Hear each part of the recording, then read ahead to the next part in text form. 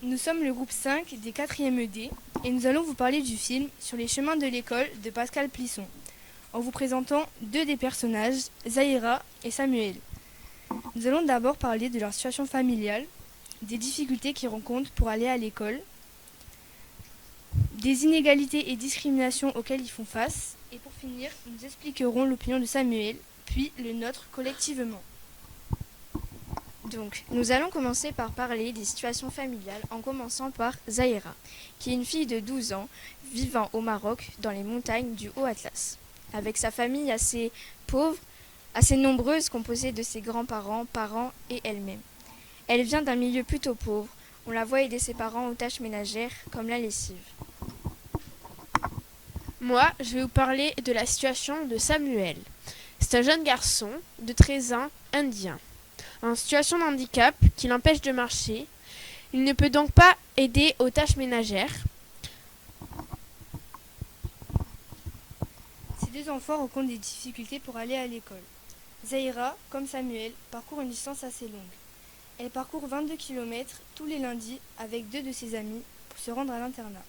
Samuel, lui, parcourt 4 km poussé par ses frères pendant plus d'1 heure, ce qui rend la tâche encore plus compliquée avec son fauteuil en très mauvais état. Ils se rencontrent tous les deux des complications sur leur chemin. Zahira doit, elle, faire face aux routes sinueuses et mal entretenues qui causent des mal de pied à ses amis où elles se tordent les chevilles. La route est une montée continue, ce qui fatigue énormément son amie. En plus, comme ce sont des filles, les gens ne s'arrêtent pas pour les aider. Comme on le voit quand un homme refuse de les prendre en stop, car il ne croit pas qu'elles iront à l'école, mais sûrement en centre-ville. Samuel, lui, rencontre des difficultés pour aller à l'école à cause de son handicap qui l'empêche de marcher. Mais heureusement, il a ses deux frères pour l'aider, qui eux poussent son fauteuil roulant sur plus de 4 km sur environ 1 heure.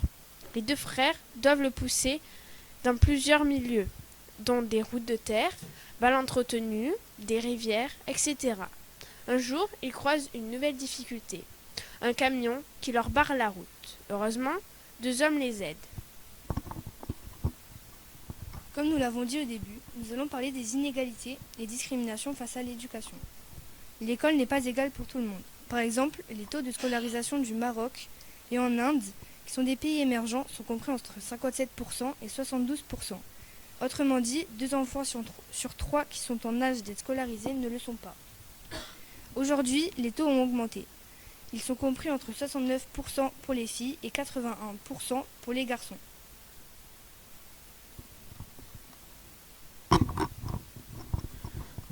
Dans ces pays émergents, aller à l'école est payant, ce qui est discriminant pour les pauvres et pour les filles, car souvent, si les parents ne peuvent scolariser qu'un seul enfant, les parents préfèrent scolariser les garçons.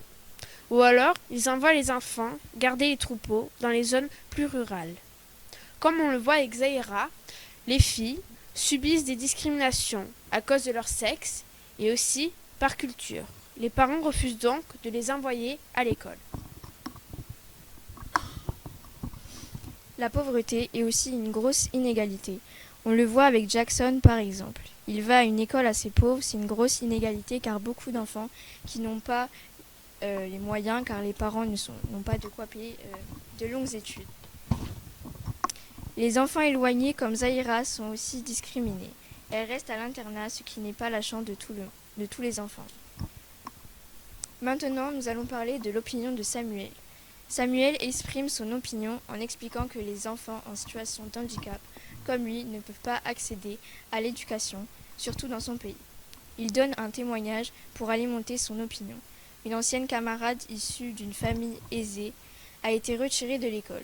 Il ne voulait plus qu'elle y aille, sûrement pour des raisons culturelles. Surtout que dans les pays émergents, comme l'Inde, les écoles ne sont pas adaptées aux personnes en situation de handicap.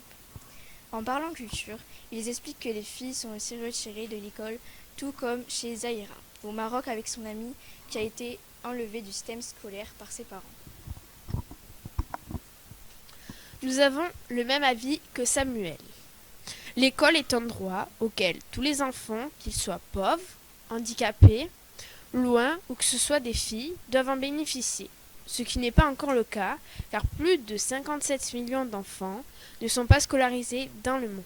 Ces 57 millions d'enfants sont discriminés face au droit à l'éducation, soit car ce sont des filles, car comme on le voit, plus de 60% des enfants non scolarisés sont des filles, soit car ce sont des jeunes en situation de handicap, car beaucoup d'entre eux ne sont pas scolarisés, et même encore les jeunes pauvres qui n'ont pas les moyens ou pas assez.